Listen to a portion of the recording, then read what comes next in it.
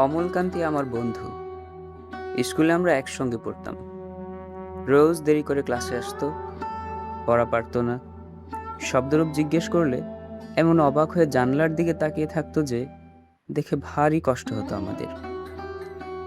আমরা কেউ মাস্টার হতে চেয়েছিলাম, কেউ ডাক্তার, কেউ উকিল।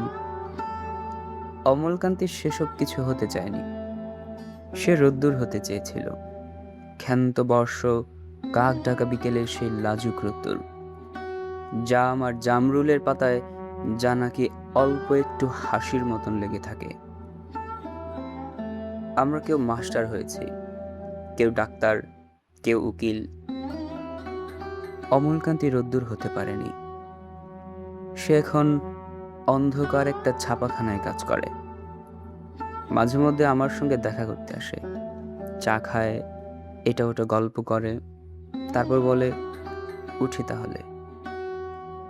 আমি ওকে দরজা পর্যন্ত এগিয়ে দিয়ে আসি। আমাদের মধ্যে যে এখন মাস্টারি করে, অনায়াসে সে ডাক্তার হতে পারত। যে ডাক্তার হতে চেয়েছিল, উকিল হলে তার এমন কিছু ক্ষতি হতো না।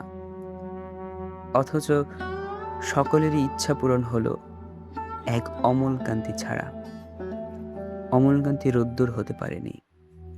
সে অমলকান্তি রোদ্দুরের কথা ভাবতে ভাবতে যে একদিন রোদ্দুর হতে চেয়েছিল।